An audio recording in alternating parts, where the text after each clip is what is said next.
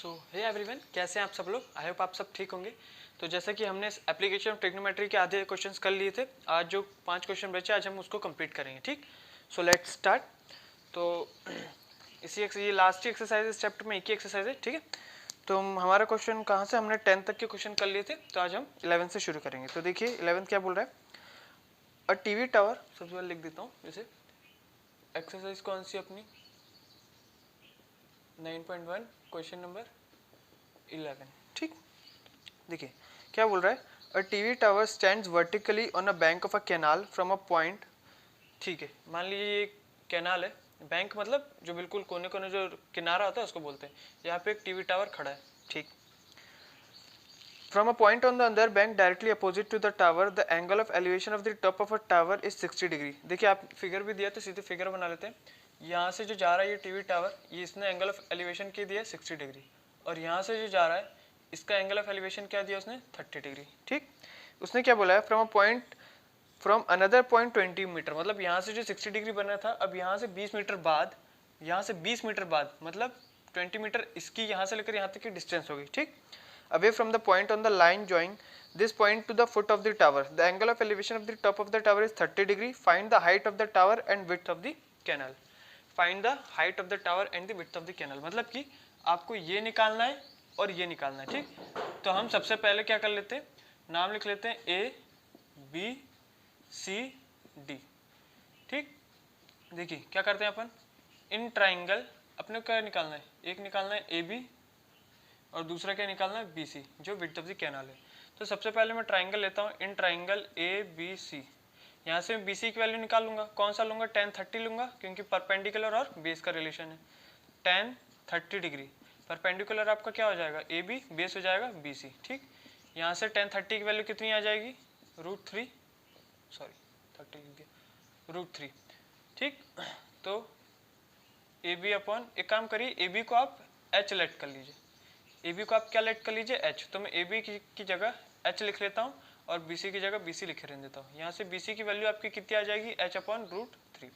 ठीक, यहाँ किसकी वैल्यू आ गई बी सी की। अपन दूसरा ट्राइंगल देखते हैं, in triangle A B D, बड़ा वाला triangle, in triangle A B D, tan फिर से परपेंडिकुलर और बेस का, तो इस पर कौन सा लगेगा, tan 60 डिग्री, बड़ा वाला ले रहे हैं इसलिए। परपेंडिकुलर आपका हो जाएगा ए बी, बेस हो जाएगा B C plus C D, base क्या होगा आपका B C plus C D.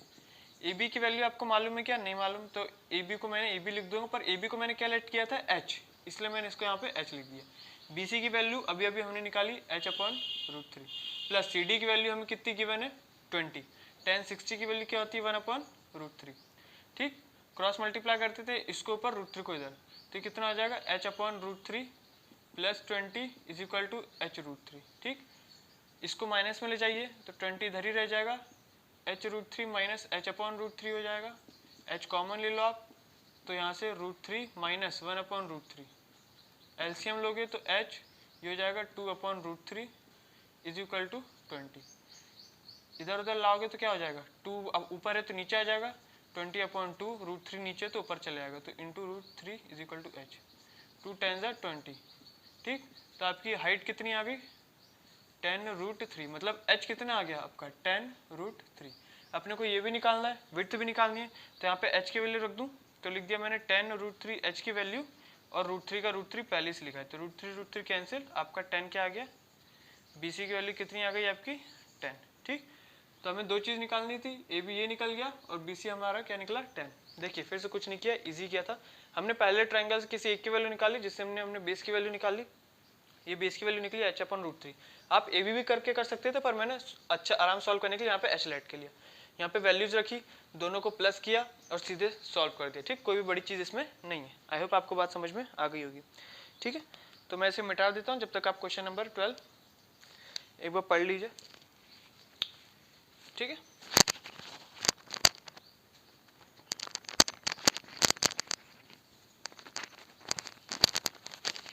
ठीक है,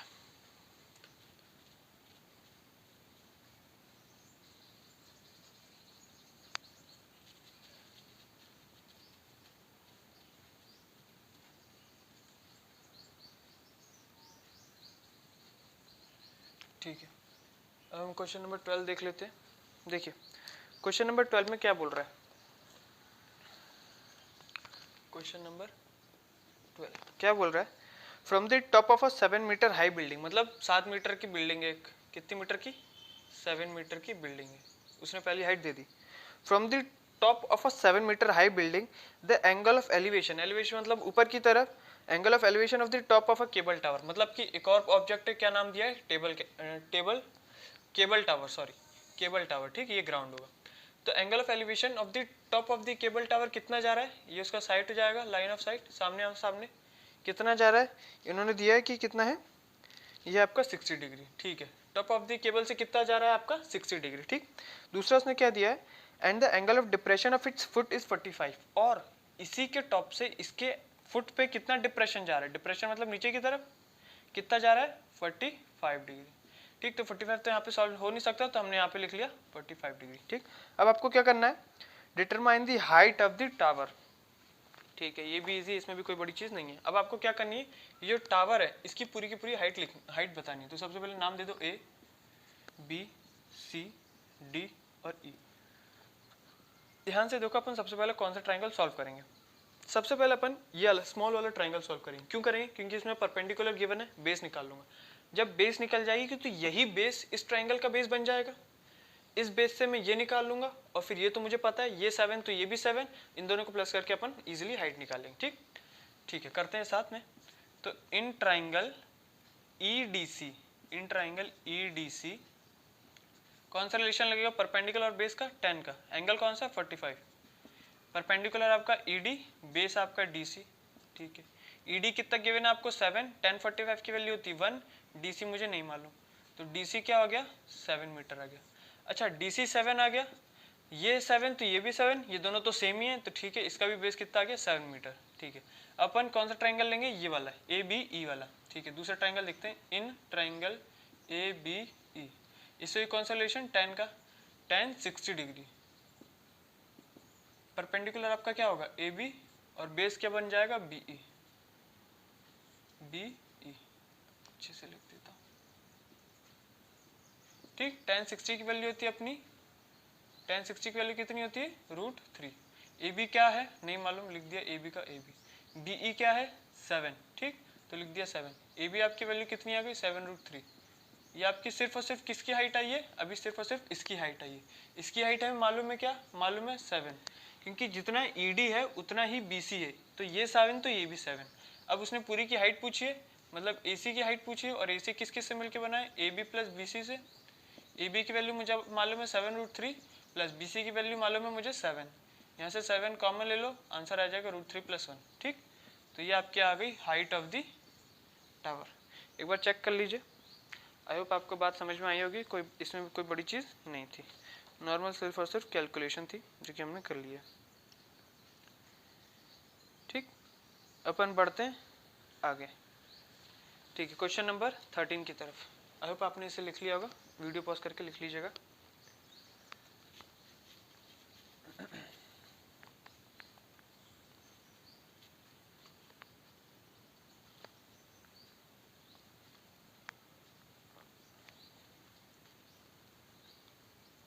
ठीक है, आगे बढ़ते हैं, वो क्या बोल रहा है? क्वेश्चन नंबर 13 लेते हैं, ठीक। क्वेश्चन नंबर 13 में क्या बोल रहा है कि as observe from the top of a 75 metre high lighthouse, मतलब कि उसने क्या बोल दिया? क्वेश्चन नंबर 13 उसने बोला कि भैया एक लाइट हाउस है, पहली से एक ऑब्जेक्ट दे दिया, लाइट हाउस है, ठीक, जो नदी पे होता है ना, समुद्र के किनारे लाइट हाउस, समुद्र पे, ये लाइट हाउस है, और इसकी हाइट उसने कितना दिया है? 75 मीटर दिए, ठीक है। यहाँ पे एक ऑब्जर्वर है, कौन है यहाँ पे? एक ऑब्जर्वर, ठीक, बिल्कुल टॉप पे खड़ा हुआ मुस्कुरा रहा है, हवाओं के मजे ले रहा है, ठीक है। उसने बोला कि वो सी लेवल पे देखता है, ये सी है, सी ग्राउंड है, ठीक, वो सी लेवल पे देखता है कि एक शिप जा रही है, 2 शिप जा रही हैं, ठीक। अब उसने जो पहली शिप देखी उसका angle of depression, angle of depression ही बनेगा यहाँ से। उसने जो पहली शिप देखी उसका एंगल ऑफ डिप्रेशन यहाँ से कितना बन रहा था? एंगल ऑफ साइड से ये पूरा का पूरा बन रहा था उसका 45, कितना बन रहा था उसका? सॉरी 45 नहीं, सॉरी 30 डिग्री बन रहा था, ठीक, पहले लगा 30 डिग्री बन रहा था, तो यहाँ पे आ गया 30 डिग्री। अब जो दूसरी शिप थी, 2 शिप थी, पहली शिप तो उसने यहाँ पे देखी, दूसरी शिप उसके पीछे थी और दूसरी शिप का उसके सीधे मैं यहीं पे लिख देता हूँ, उसका एंगल ऑफ डिप्रेशन कितना बन रहा था 45, जैसे कि आपके क्वेश्चन में दिया है। If one ship is exactly behind the other on the same side of the light house find the distance between the two ships. मतलब कि आपको निकालना क्या है, ये लाइन ऑफ साइट है, आपको इसके बीच का डिस्टेंस निकालना है। क्या निकालना है, इसके बीच का डिस्टेंस निकालना है। ठीक, कैसे निकालेंगे देखते हैं। ये तो इजी है, इसमें तो कोई दिक्कत नहीं आनी चाहिए। ठीक है,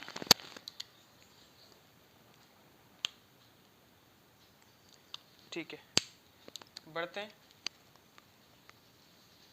देखिए इसमें क्या गिवन है कि पहले नाम देते हैं ए बी सी डी। ठीक, इसमें आप देखो, ठीक सही जा रहा है अपन। सबसे पहले कौन सा ट्राइंगल लेंगे अपन, सबसे पहले लेंगे इन ट्राइंगल ए बी सी। क्यों लेंगे, क्योंकि ले तो आप भी सकते हो पर इसके लिए पूरा बेस चाहिए जो कि अपने को कुछ भी मालूम नहीं है। सबसे पहले इसका बेस निकालेंगे।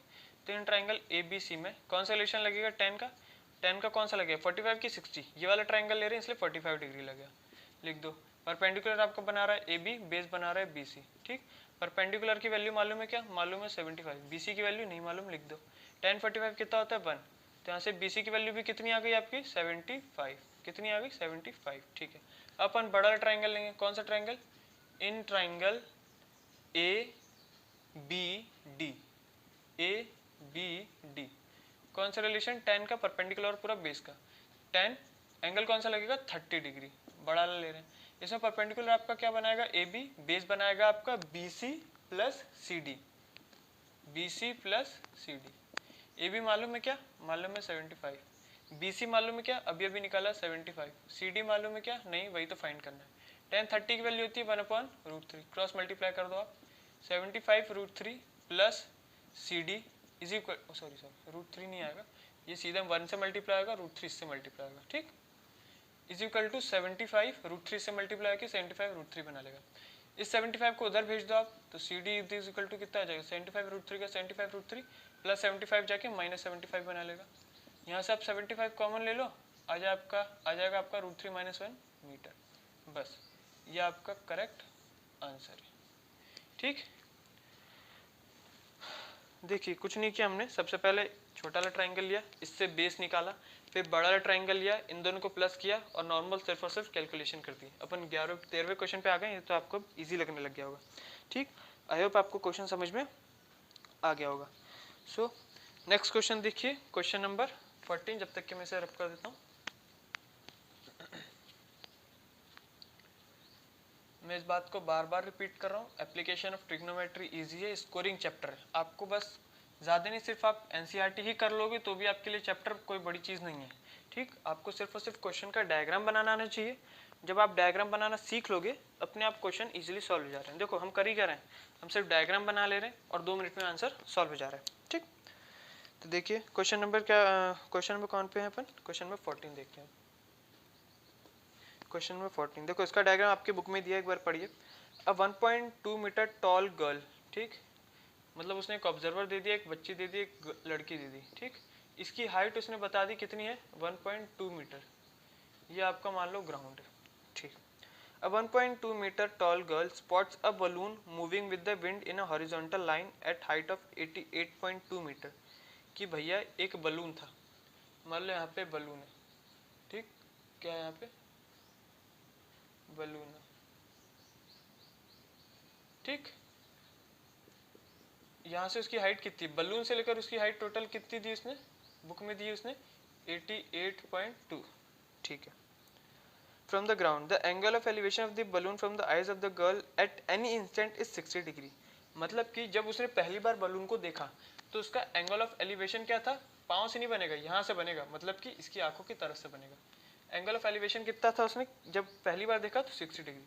पर वो देख रही थी जब तक बलून क्या होते जा रहा था, उससे दूर होते जा रहा था। तो उसने क्या लिखा है, after some time the angle of elevation reduces to 30 degree. लड़की यहीं पे थी पर बलून क्या होता जाता था, दूर होते जा रहा था। ठीक,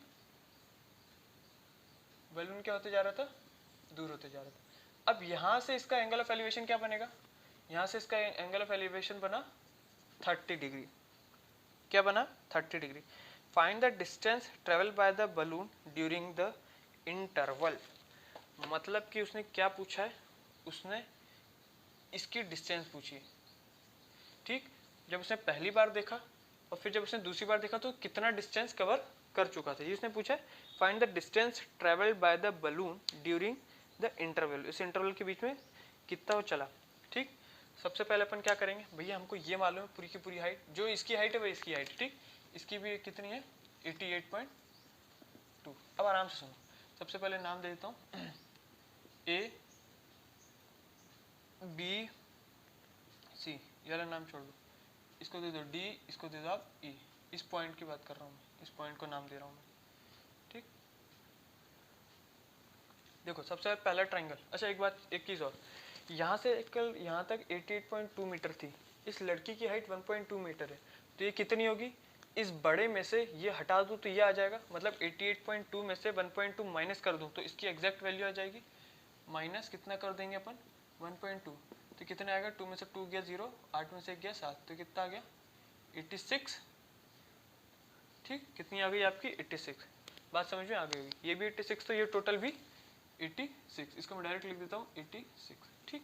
अब देखो सबसे पहले कौन सा ट्रायंगल लेता हूँ मैं, इन ट्रायंगल ए बी सी, क्या लेता है triangle A B C, tan कौन सा 60 डिग्री की 30 डिग्री, ये वाला एंगल का कितना बना रहा है 60 डिग्री, लिख दिया 60 डिग्री। परपेंडिकुलर आपका ए बी, बेस क्या है आपका बी सी है, ए बी की हाइट अभी निकाली 86, बी सी की हाइट नहीं मालूम, tan 60 की वैल्यू √3, बी सी की वैल्यू आपकी कितनी आ गई 86/√3। कोई भी दिक्कत, अरे यार अब ये क्या होगा, माइनस गलत कर दिया भाई, सोचो क्या गलत जा रहा है, 87 + 1 88, ठीक। तो ये क्या हो जाएगा 7 हो जाएगा, ठीक। यहाँ पे क्या हो जाएगा 7 हो जाएगा, यहाँ पे भी क्या हो जाएगा 7 हो जाएगा, ठीक। अब सही है, 87 + 1 88.2, ये हो गया 87। सिर्फ इसकी वैल्यू आई है, अपन बड़ा वाला ट्रायंगल लेंगे, कौन सा, in triangle D E C, tan कौन सा लगेगा 30 डिग्री, लगा दो 30 डिग्री, ठीक है। परपेंडिकुलर आपका बनेगा डी ई, बेस आपका बनेगा B E plus B C, B C plus B E, B C plus B E, B C plus B E, ठीक। डी ई की वैल्यू हमें मालूम है, क्या मालूम है 87, लिख दो। बी सी की वैल्यू मालूम है क्या, अभी अभी निकाली 87/√3, प्लस बी ई की वैल्यू तो निकालनी है, tan 30 की वैल्यू कितनी होती है 1/√3, क्रॉस मल्टीप्लाई कर दो तो आ जाएगा आपके पास 87/√3 प्लस डी ई। देखो सब चीज़ में वही कैलकुलेशन कॉमन हो रही है, 87√3 मल्टीप्लाई होकर इधर चले जाएगा। अब उसको उधर पहुँचा दो तो आपकी डी ई कितना, अरे डी ई नहीं भैया बी ई चल रहा है, क्या चल रहा है ये चल रहा है B E, B E, B E. अब 87√3 का 87√3 ऐसे लिखा रहेगा, माइनस इसको उधर भेज दोगे तो क्या आ जाएगा 87/√3, 87 कॉमन ले लोगे, √3 माइनस 1/√3 आ जाएगा, ठीक है। उसके बाद 87 लिखोगे, √3 से √3 एलसीएम लेके सॉल्व करोगे तो यहाँ पे कितना आ जाएगा आपके पास 2/√3, ये आपके पास बी ई चल रहा है। अब क्रॉस मल्टीप्लाई कर दो, 2 7 14, 2 8 60, 174, 174/√3। अब देखो मैं इसको रैशनलाइज कर सकता हूँ, क्या कर सकता हूँ, क्योंकि जब नीचे 3 बनेगा तो ये 174 का, ये 174 को इजीली क्या कर देगा, काट देगा, ठीक। इसलिए मैं इसको रैशनलाइज कर देता हूँ, √3/√3, ये बन जाएगा 174 इंटू √3 अपॉन नीचे बन जाएगा 3, 3 से काटोगे 3 5 15, 3 24, तो आ जाएगा 58/√3।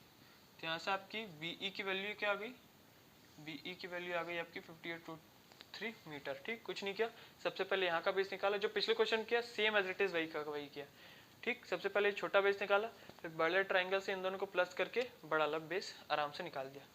आई होप आपको बात समझ में आ गई होगी, ठीक। अगर आप देख लीजिए, नोट कर लीजिए वीडियो पॉज करके, ठीक है। अब एक बार क्वेश्चन नंबर 15 देख लीजिए आप। क्वेश्चन नंबर 15 थोड़ा सा बस समझने वाला है, ऐसा कोई टफ नहीं है, थोड़ा सा बस दिमाग ज़्यादा लगाना उसमें, ठीक है। डायग्राम उसमें इजीली बन जाएगा, बस समझने वाली बात है ना, टाइम की बात कर दी उसमें, टाइम स्पीड डिस्टेंस की बात कर दी है, कोई नहीं बताता हूँ। देखिए अपन आ जाते हैं क्वेश्चन नंबर 15 पे। देखो उसने क्या बोला है कि a straight highway leads to the foot of the tower. भैया एक हाईवे, हाईवे बोले तो रोड, और उसी हाईवे पे एक टावर बना हुआ है, ठीक है बना है। A man standing at the top of the tower, यहाँ पे कौन खड़ा है, वही लड़का खड़ा है, ठीक, वेले लोग हैं खड़े होके बस ये देखते हैं, ठीक है। A man standing at the top of the tower observe a car eight an angle depression of 30 degree, ठीक। मतलब कि क्या बोल रहा है वो कि भैया एक कार है, मान लो यहाँ पे क्या है, एक कार है, ठीक, जो कि कहाँ पे जा रही है, कहाँ पे अप्रोच कर रही है, इसकी तरफ।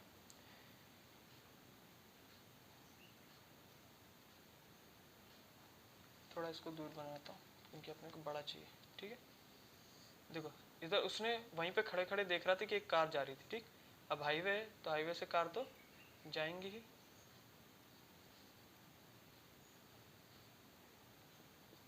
ठीक। यहाँ से इस कार को ये देख रहा है, ये ग्राउंड पे ही है ना, तो ग्राउंड पे अच्छे से बना ही दूँ, सही डायग्राम। ये इसको देख रहा है और वहां से एंगल कितना बन रहा है, एंगल आपका बन रहा है 30 डिग्री, समझ जाए ना, ग्राउंड से कितना बना रहा है ये, 30 डिग्री बना रहा है, ठीक। अब थोड़ी देर बाद क्या देखता है वो कि ये गाड़ी जो है कितने टाइम बाद, 6 सेकंड बाद, टाइम दिया उसने 6 सेकंड बाद, यहाँ तक चलते चलते वो यहाँ पर आ गई, कहाँ पे आ गई, यहाँ पर आ गई, ठीक। अब वो जब 6 सेकंड बाद देखता है यूनिफॉर्म स्पीड से चल रही है, एक चीज उसने क्या बोल रही है कि वो क्या चल रहा है, यूनिफॉर्म स्पीड से। यूनिफॉर्म स्पीड से मतलब कि जो स्पीड पहले थी वही स्पीड बाद में भी होगी, वही स्पीड से आप पूरा लगातार चलते जाओगे, मतलब 10 किलोमीटर पहले थी 10 किलोमीटर बाद में भी होगी, आप एक्सेलरेट नहीं कर रहे हो, तेज कम नहीं कर रहे हो, जिस स्पीड से जा रहे हो उस स्पीड से जा रहे हो, उसी को बोलते हैं यूनिफॉर्म स्पीड, ठीक। अब वो बोलता है कि 6 सेकंड बाद कार आगे बढ़ गई, कहाँ की तरफ अप्रोच कर रही थी वो, टावर की तरफ। अब जब इसने दूसरी बार देखा कार को तो ये कितना एंगल बना रही थी, ये एंगल बना रही थी 60 degree. Find the time taken by the car to reach the foot of the tower from to reach the foot of the tower from this point। अब उसने ये पूछा कि मुझे बताओ कि वो कितने टाइम लेगी यहाँ से लेकर फुट तक जाने के लिए, मतलब यहाँ का डिस्टेंस नहीं पूछा है, यहाँ का पूछा है टाइम, ठीक। क्या पूछा है, टाइम। अपन अपने सिंपल मेथड से करेंगे। देखो इन शॉर्ट में क्वेश्चन समझा देता हूँ। टावर पे लड़का खड़ा था, उसने पहले कार देखी तो उसका एंगल डिप्रेशन कितना बना रहा था, 30 डिग्री। 6 सेकंड बाद कार आगे बढ़ गई, फिर उसने दूसरी बार देखा तो 60 बना रहा था। अब वो ये पूछ रहा है कि मुझे बताओ कितने टाइम बाद ये कार टावर को छू लेगी, ठीक। ठीक है, अपन सबसे पहले नाम देते हैं ए बी सी डी। आराम से सुनना, 6 सेकंड टाइम दिया है, डिस्टेंस नहीं दिए, डिस्टेंस मतलब लेंथ बोल दो, मीटर बोल दो, ठीक। डिस्टेंस नहीं दी, ठीक। तो अपन क्या करेंगे, देखो सबसे पहले यूनिफॉर्म स्पीड को आप क्या ले लो, यूनिफॉर्म स्पीड को आप ले लो x, कि भैया वो x किलोमीटर पर आवर से चल रहा होगा, ठीक। उसने कुछ और दिया है क्या, नहीं, उसने कुछ भी नहीं दिया, ठीक है, कोई दिक्कत नहीं है। यूनिफॉर्म स्पीड को आप x ले लो, ठीक, और आप इसको क्या ले लो, इस डिस्टेंस को क्या ले लो, y ले लो। ध्यान से समझो, कोई भी दिक्कत नहीं आएगी। डिस्टेंस को क्या ले लो, जो हमें नहीं मालूम है, आपको टाइम निकालना, बस इतना समझो, ठीक। तो सबसे पहले मैं कौन सा ट्राइंगल लेता हूँ, ये छोटा वाला ट्राइंगल लेता हूँ, इन ट्राइंगल ए बी सी। कौन सा लूंगा, 10 60 डिग्री। परपेंडिकुलर आपका क्या बना रहा है, ए बी, बेस बना रहा है बी सी। ध्यान से सुनना, अभी हमें कुछ भी नहीं मालूम, ना परपेंडिकुलर मालूम है ना बेस मालूम है, तो आप क्या काई की वैल्यू निकाल लोगे, आप निकाल लो बेस की वैल्यू या फिर परपेंडिकुलर की वैल्यू, किसी की भी वैल्यू निकालो, कोई दिक्कत नहीं। मैं निकाल लेता हूँ बेस की वैल्यू, मतलब बीसी की वैल्यू, ठीक। तो यहाँ से बीसी की वैल्यू कितनी आ जाएगी, ए बी को मैं वाई लेट कर रहा हूँ।